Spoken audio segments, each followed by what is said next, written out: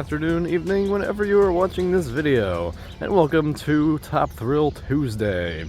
I don't know why I said that when it's literally hasn't been open for the past 3 days, but yeah, gotta stay hope somehow.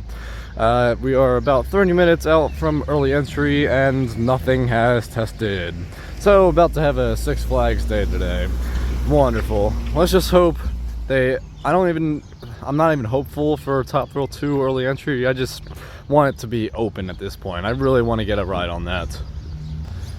And this is since this is our final day, this will probably be the last video of the Cedar Point trip. We are coming early Wednesday, just so we can hopefully get an extra day in to fit this in, but no videos for Wednesday, so this will be the last video of the trip.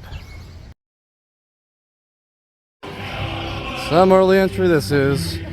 Thanks Cedar Point for advertising this as early entry and not delivering. So I guess we'll fill in the hole by doing Millennium. Despite this not being the best of dive coasters, we have to get out of the way somehow, so after early entry concludes, this will most likely be our first ride of the day. Right now we're on the way to Millennium Force to hopefully get another first ride of the day on it.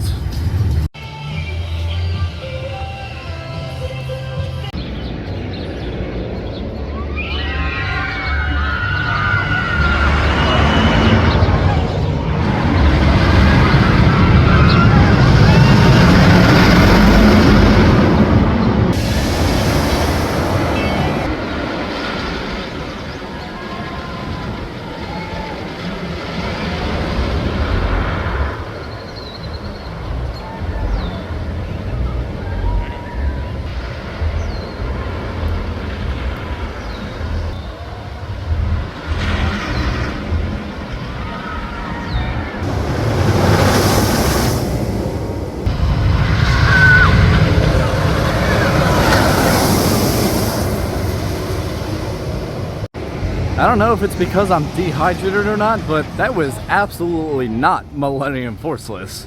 We got a row 9 row for the first ride, but of course it was one of the first rides, so it was not the greatest. Also, the middle kind of under-delivered. I heard it was kind of an underrated seat, and it was just fine. But then we got the very back row, and let me tell you, that was running very nicely. At the bottom of the first drop, that's where you get the sustained positive G's, and the gray out does not go away until the first initial turn. And that was really cool, because I don't know if I've experienced that on this ride before, but might just be a mix of dehydration and good positive G's, which is kind of surprising for Millennium Force, since people have been talking smack on this for most of the years. But really do feel like this is starting to get a little underrated. Those were some really good rides on this. And this line right here just goes to show the emptiness of the 2025 early entry. With the obvious out of the way, there's not a lot of capacity at the park for the 9 to 10 hours, so everybody kind of just flocks to all the early entry ride, and there you go. That's the line for Iron Dragon today. So unfortunately, that second Millennium ride took up a lot of time for early entry, and I haven't seen Gatekeeper go in a while, so it is about 10 minutes till official park open. We're probably just gonna wait for Valraven to open at the entrance.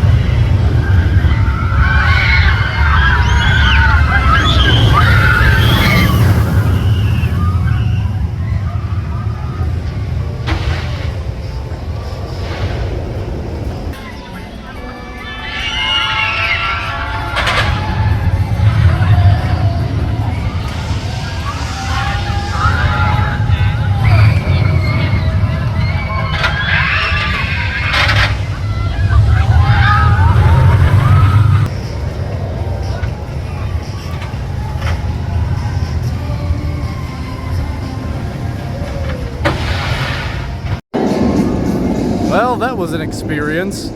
First off, they didn't exactly get it open at opening. They had to do a few more tests beforehand, but I'm not sure about that just because they started testing before early entry even started. They had to do the block tests, but either way, that's just unfortunate. We get on the ride's good.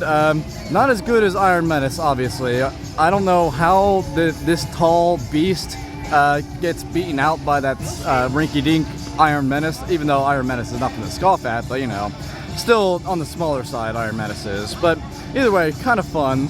Bottom of the drop pull out, it gives some positive G's. That's a fun moment. And also the airtime hill in the middle row does lift you up a little bit.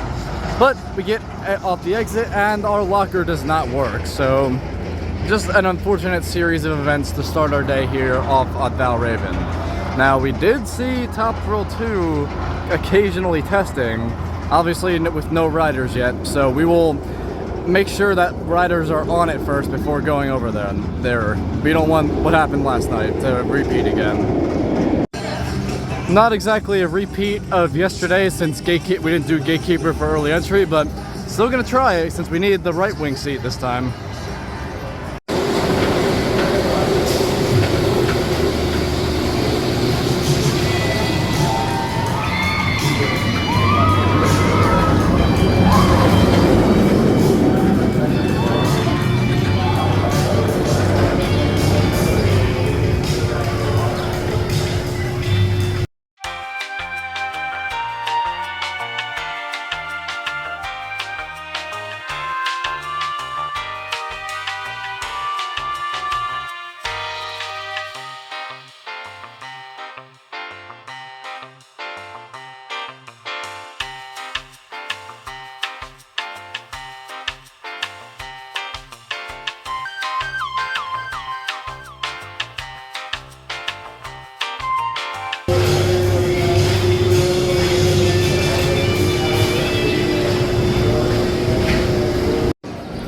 Two solid rides on Gatekeeper, each on both sides. We finally got a front row ride, but that was only on the right side. Oh, I do believe the right and left side are equal, but obviously you want the left side for that wing over drop. Another really solid wing coaster.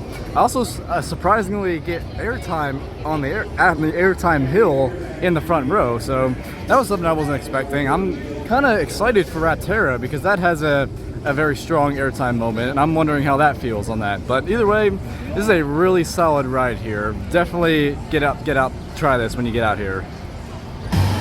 Well, we've been seeing consistent testing, so that is a very good sign. We did get some insider information that they need at least an hour of runtime before officially trying to get it tested to open, but consistency is a good thing, so we'll see where this comes from.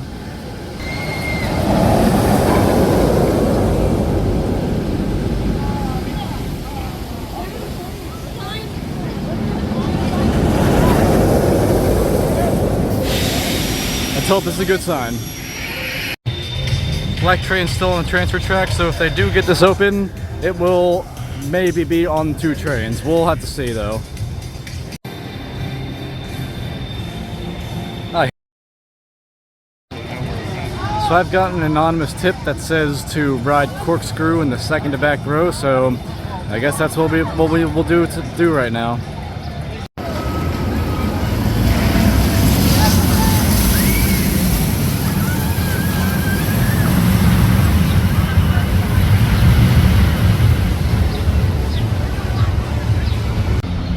Corkscrew is fine. I mean, a lot smoother than when we first rode it in 2020. Not sure if that's because of new trains or a different riding style, but row 11 was certainly a decent time. With this being closed, I've just lost all motivation for vlogging right now. I guess we'll head up Magnum again. Hopefully that cheers me up, but other than that, I'm stumped. How am I not surprised? It shouldn't even be a surprise at this point. I think this is a good time at all to take a break. It's just unbelievable.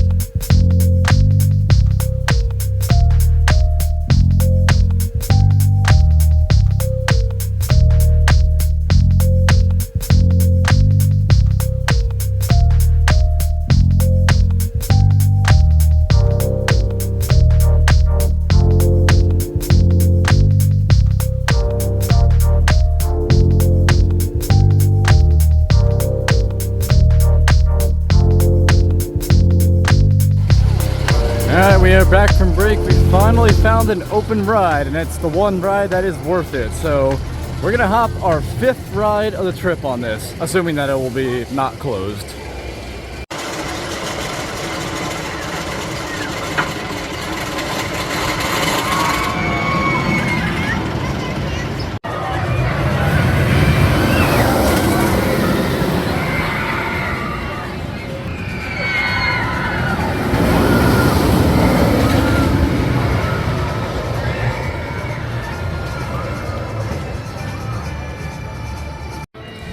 And even in a middle seat, this is still a flawless ride.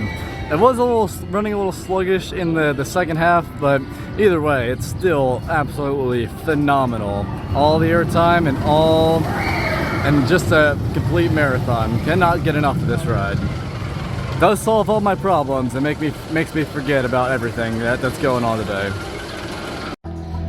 Alright, gotta go to the bathroom real quick. Just gotta take a quick bathroom break. Yeah, this is gonna be a while. Guess I'll come back. Man, it appears that Millennium has the Top Thrill 2 curse. It's been down pretty much significantly much throughout this trip, so I have no idea what's wrong with it, but I guess the Top Thrill 2 curse strikes again. Made our way back to the park. Somehow Raptor was listed under 15-minute wait, so we're gonna hop on that. And also a lot of the coasters that not named Maverick or Valraven have under a 15-minute wait, which is kind of insane. This heat is really killing people today, but I guess more rides for us.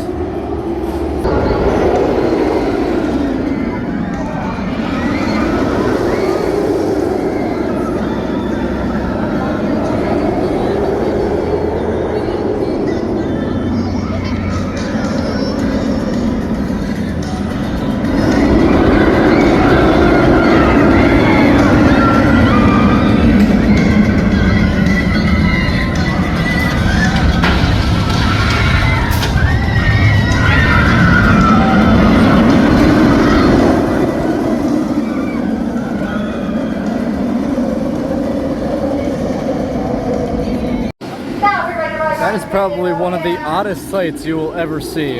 Raptor with a 10-minute line, that cannot beat that. Had to take advantage of that. But got a back row ride on the right side. I do believe, unlike Talon, this is a right side. You have to ride this on the right side. Simply because that 0G roll has insane whip. And also that Cobra roll, man, that Cobra roll kind of rivals Alpengeist in a way with that really punchy first corkscrew into the roll, but the second half still kind of drags a bit, and the highlight is that helix over there. But either way, that's what makes this a solid invert, but not a totally elite invert. That's why I prefer Monster over this. It's more of a complete ride. Well, it may not be as fun as the Zen ride yesterday. It's always a good time here on Blue Streak. Let's hop a ride. Get out of here. You guys just make me so proud. I'm so proud. Thank you guys. Enjoy your ride. Goodbye. Huh? Bye-bye. I have no idea what to say.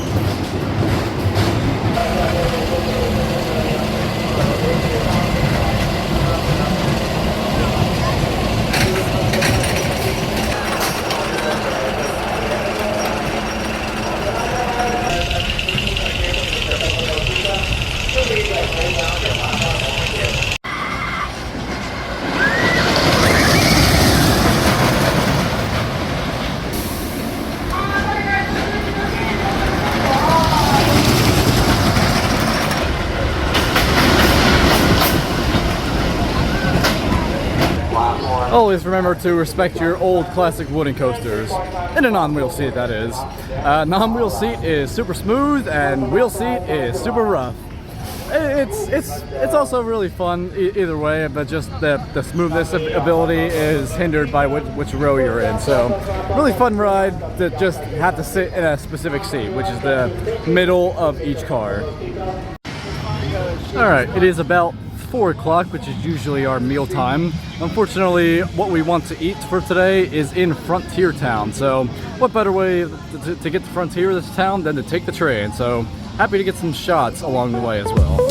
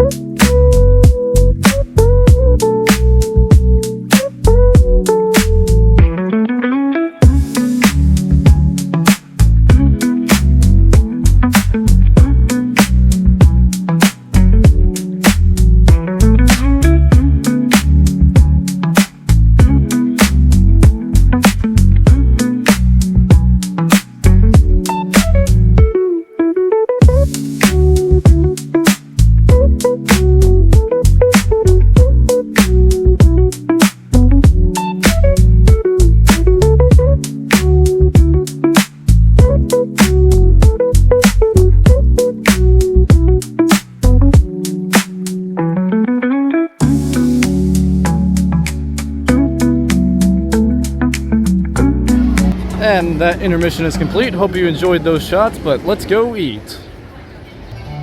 Our meal of choice is going to be Frontier Inn, right next to the Maverick exit.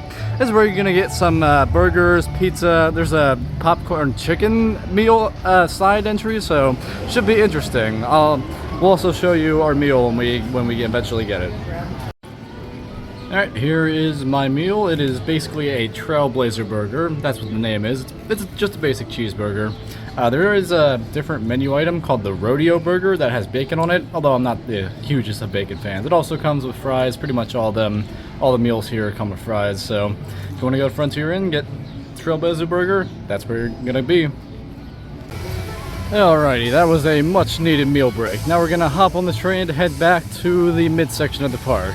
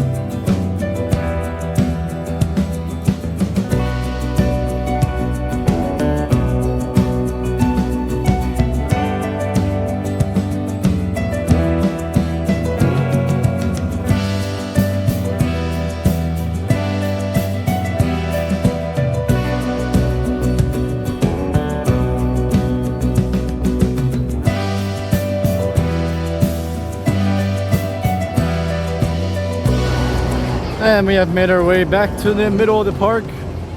We're just gonna, I don't really know what we're gonna be doing next. We'll just kind of have to go with the flow, I guess. It appears that they reserved this area off for a TV shoot for Siren's Curse. Pretty interesting there.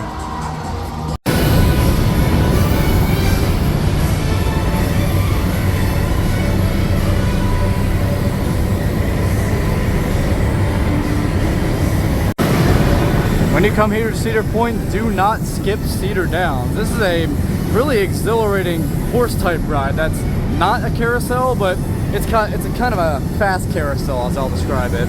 I don't know the exact model type of this, but it is really, really fun and really enjoyable. Really do recommend this. There is also a fun Easter egg in the Coliseum Arcade that I want to check out, so that's where we're gonna head to now. Well, I thought it would be in here. In the very back right corner was originally a mini Steel Vengeance model, but I guess they replaced it with mini golf and mini bowling over there. I mean, I guess it's a cool change, but they got rid of the cool Easter egg. I really like that.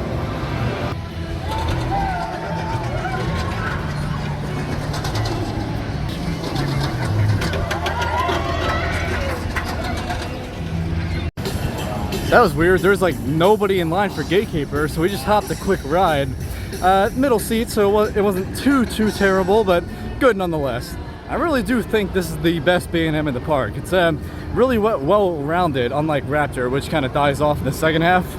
This does have a weak, this is kind of weak after the mid-course, but either way, still phenomenal. We did see people on Top Thrill 2 though, so we're gonna speed walk over there as fast as possible to make sure to minimize our wait time.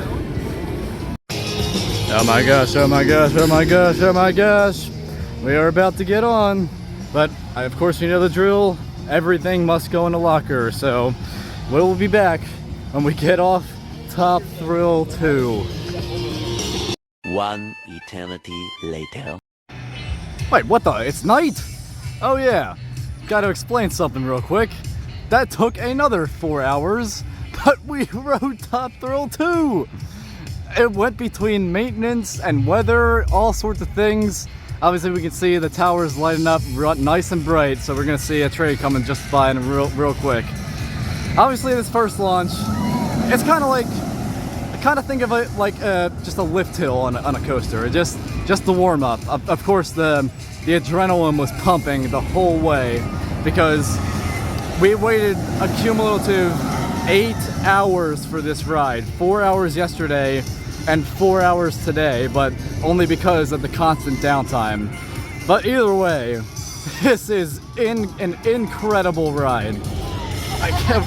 Though that 8 hours and 4 hours today absolutely paid off. And also, that backwards launch just seems to last forever. And what the spiral drop everybody was talking about right there, that delivered to the max.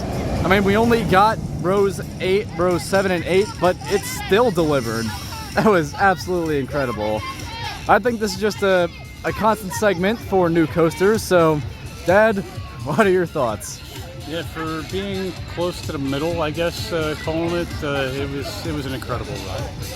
To go up over that top net and then down that spiral was amazing. But going over that spike backwards, or not over the spike, but up that spike backwards was just amazing. Yeah, amazing. I even neglected to say the spike just because I wanted to get to that spiral. That was absolutely incredible. Hopefully they can get consistent operations, keep it open tomorrow, so we can hopefully get a back row ride on this, because that would be absolutely amazing. But either way, happy to finally get back on a Strata after what they did to our beloved King. But either way, that is of course the last ride of the night, so we will start making our way towards Magnum Exit.